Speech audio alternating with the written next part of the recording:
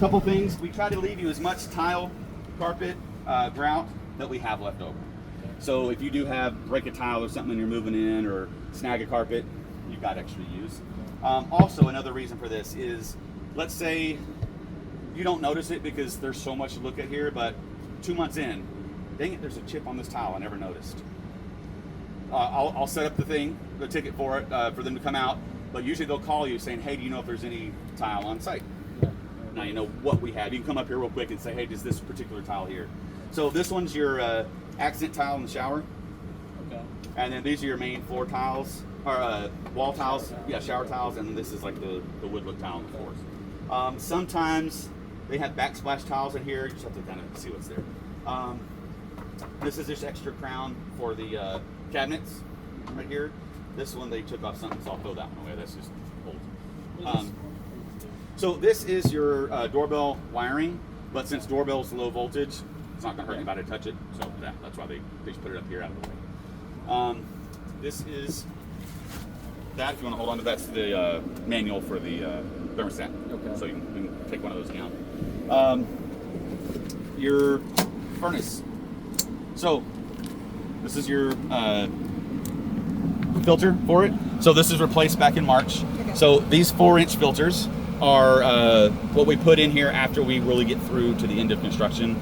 We start with the single little 1-inch filters because there's so much dust and debris, we replace them every month. These things will last you a full season. So I would say till we hit summer, like probably June, late May, June, then replace it.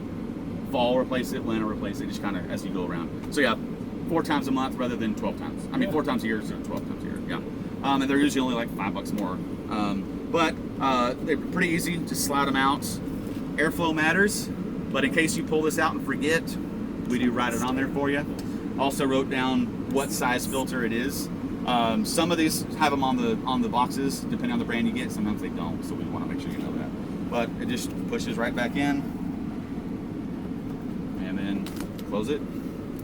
These little guys will just clip over it. There we go. Here you go. Easy peasy. So again, this is a gas unit. So if you do smell gas upstairs, check this one first. Turn it off the same way. Easy. Couple things with the AC system. So kind of like if you were ever sitting in your car on a hot summer day, you're doing emails or whatever, and you're just idling, you get out, you notice there's dripping underneath. This thing will condensate the same way as your car will. So we do put in a drip pan just in case. So most of the things this is going to use for condensation is going to be little enough to where the heat in here is going to let it evaporate. But if it doesn't, we have another fail-safe for it. We build in a drain on here. So if it gets high enough, it's going to start draining out. So this does go out this direction over a window outside. So when we're doing an outside walk at the end, we'll look for that and I'll show you where that is. Good idea to take note of what room that is. So if you're in that room and it's not raining outside and you notice a drip, it's a good tip off to say, hey, there might be a problem up here.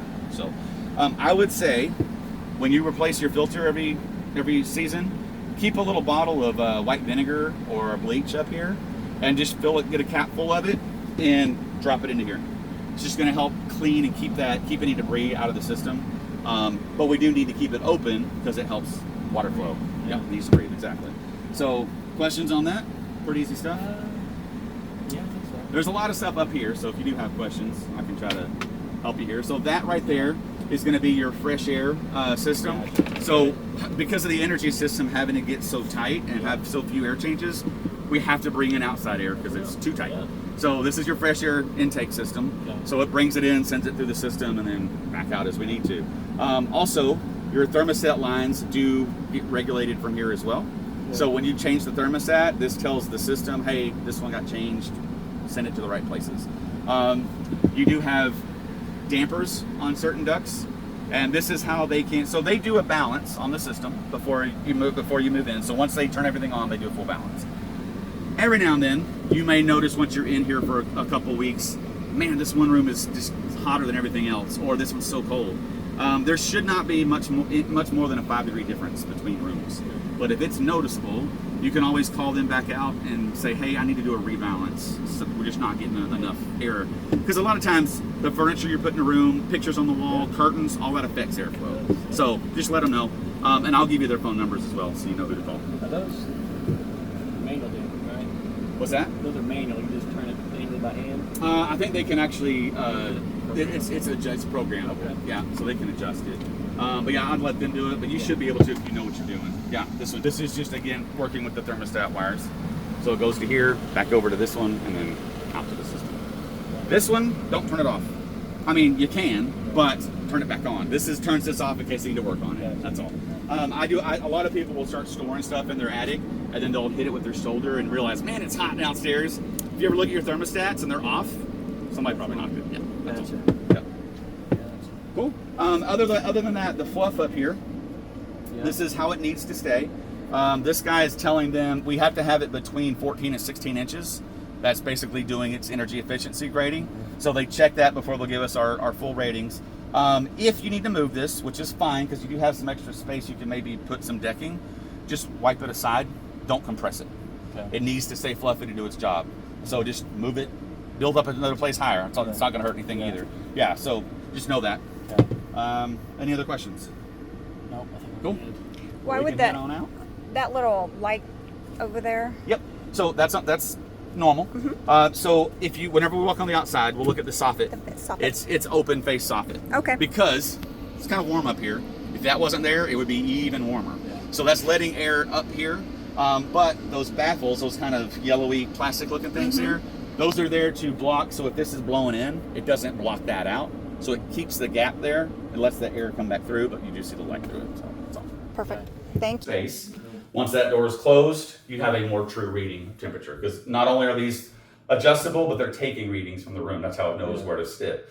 So when in an open space, you got all that warm air coming up from upstairs. If somebody opens doors or windows, that affects how that works. So in a single area, a lot easier to manage it and to control the system. Make sure you put these outlets. Kind of depends on if they're a lefty or a righty. If they're a right-handed electrician, they're going to go that direction. Lefty, they're going to go this direction. But main principles in code, you have to have an outlet no further than 6 feet from the door, and then no further than 12 feet apart. So that's kind of the thought processes behind how they do that. Gotcha. Also, this bedroom is one of the rare ones. Because of the thermostat, you do have a supply and return. So this one, because it's aimed at the window, is your supply. This one's actually a return. So it's going to take that back out because it wants to regulate this. It needs to make sure it's overall regulated. Other bedrooms, you just have a supply. The only other bedroom that doesn't have a thermostat that does have a return is your master. Because it's such a bigger space, we need to make sure we get good clean cycle through there. So something else to look at there. You do have another door here, but there's nothing in it. But we do, because there's ductwork, piping, electrical wiring, they have to be able to access it. This is above your garage. Yep. So the garage is an unconditioned space because it doesn't have AC or anything in it. They don't insulate it. But that's standard in all houses. But that way, more access for storage if you need to. So great place for storage. Okay. Yep. Okay. So there you go.